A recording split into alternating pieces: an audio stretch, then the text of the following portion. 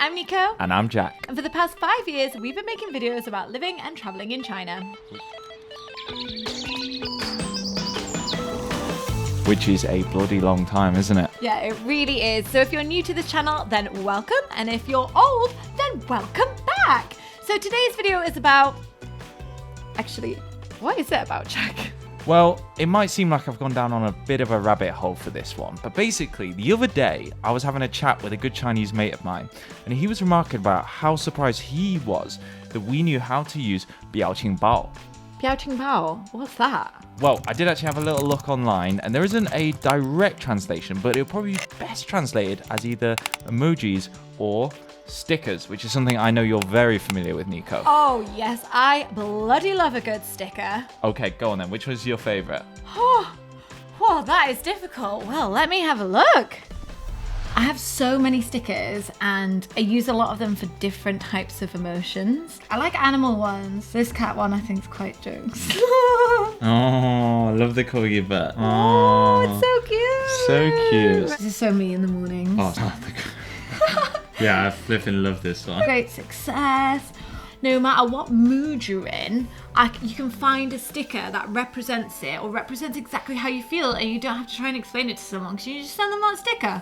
What are some of your favorites? Well, this is going to seem a little bit narcissistic possibly, right? But a lot of the stickers that I have saved on my phone are actually of myself. Now, let me explain a little bit. So in the past, I guess I've always been caught by former colleagues like doing weird things at work, and they've decided, okay, well, why not make this into a sticker? This is me when I just got like the 20th round of feedback from my old manager, and I was absolutely despairing. I love that someone caught you doing that. You what, fam?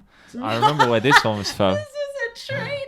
Basically, we went to this really boring group training session, and the person who was doing the training session was going around taking photos to try to show what a great job they were having so they could post them on their WeChat moments. So I just gave them the dirtiest look I possibly could. So the much wider photograph, there's just me in the middle, and then someone cropped in and made it into a sticker because, yeah, I was not impressed. Oh, a little bit of me, just applying a little bit of lipstick to be beautiful. I feel like this is by far your favorite. Oh, yeah, I use this all the time. But they are a really good way of showing emotion. I remember when we first came to China, we'd actually never really come across them. We joined WeChat and everyone's just sending stickers and stickers and stickers. And we had to ask, like, what are these? How are people getting these? Like, what do you do with them? Then we learned that you could actually save other people's ones and also create them yourself. I've seen that stickers are accessible on other platforms as well. Like, I know you can get them on WhatsApp, but none of my friends use them. No, they're really not very popular. GIFs and stuff were quite popular back in the old school, like 90s era of the internet, before you could upload videos. And actually, like, memes are really popular generally, which is kind of a similar concept. Yeah, I think memes are very popular. Yeah, do you think memes are popular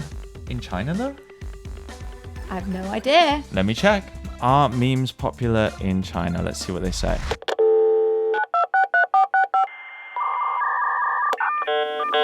There you go. You replied with a sticker. So I guess that confirms. That's our answer. Chinese people use memes. Yeah, and you know something else that I've noticed that is like pretty popular online here is what I can only guess is slang words, right? Mm-hmm. Because when I was reading through our Bilibili comments and seeing what people were saying, I noticed that the Chinese is very, very different to kind of the sort of Chinese that I'm learning in my classes with my teacher, which sent me down a bit of a rabbit hole. So I found some pretty interesting translations of some popular Chinese internet slang. But I think first I need to put my glasses on because, you know, I'm a bit of an old man. I can't actually read my phone screen. You know that in China, they attach a lot of importance to numbers. Have you noticed any examples of this? 8 is a lucky number and 4 is a very unlucky number. There's an emoji for 666 as well. There is, yeah. There's an emoji for 666. And also, it kind of sounds a bit like yo. Leo. Look, it's kind of like a little slightly gangsterish sort of Leo. And here's one that I messaged to you on the regular. Okay. Whirling. Oh, I love you. Yeah, because obviously what I need and whirling and sound very similar, right? Isn't there now a kind of unofficial Valentine's Day on whirling? I mean, China has like 10 Valentine's Days. They do. But anyway, now we're going to go a step higher. So now we're going to go from numbers to pinyin. Are you ready? Yeah. If you saw the letters AWSL on a comment, can you guess what that might mean?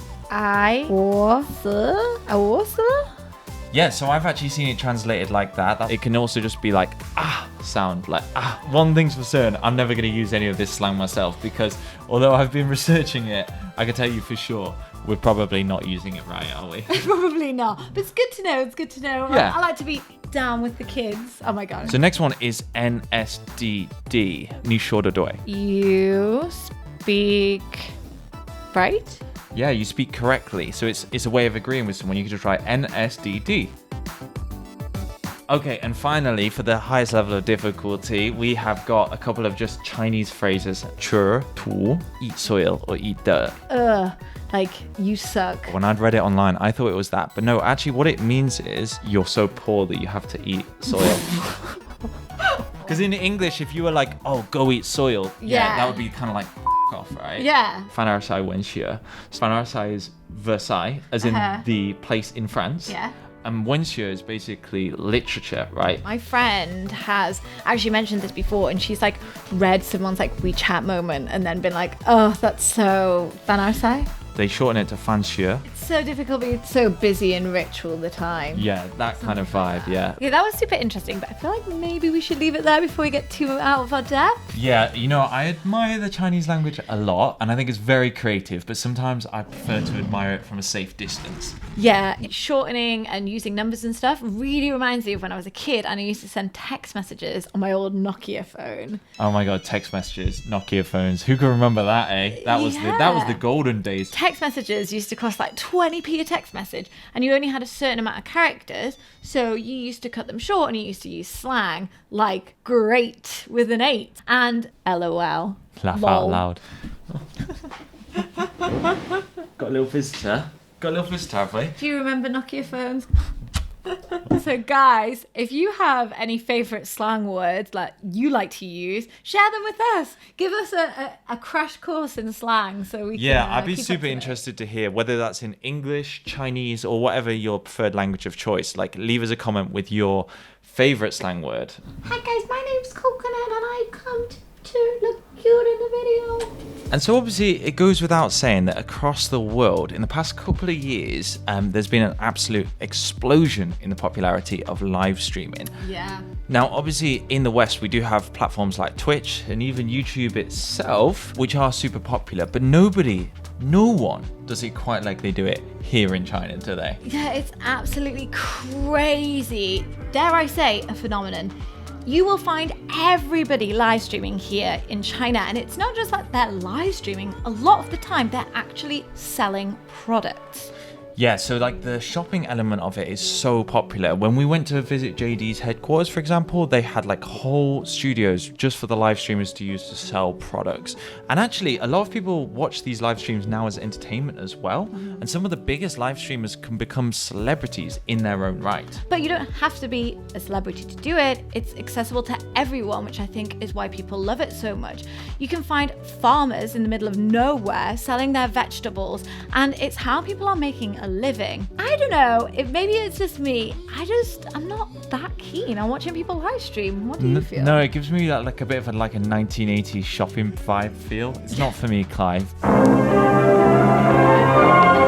It's America's Value Network. Hi there, welcome back to America's Value Network. Oh, we are going to have some great fun Truly is very handsome and heavy. in this fine metal case. But I think here in China, why it's so popular is because it has this kind of sense of community. Yeah, like people are interacting, they're leaving comments. Like the fact is like in China, a lot of people move a long way away from their hometowns. They work long hours in the cities. And I think like they want a real community feel from all of their online platforms. But maybe that's why like the Danmo on Bilibili are so popular. Yeah. You know, like the comments that stream across the screen. Yeah, you see, I just find that annoying, but people absolutely love it. They like to see what other people are commenting. As a creator, it's quite an interesting thing because you can see if a certain part of your video is really, really popular with people because there's loads and loads and loads and loads of comments. And sometimes when we found a part really funny, it's like cricket, like no comments. And we're like, but that was really funny. So I think that people back home, they just do not appreciate just how unique the Chinese internet culture is and has become. And that's because a lot of the concepts like Danmo just have not really caught on back home in the UK or even in the US. But that's not to say that things aren't changing.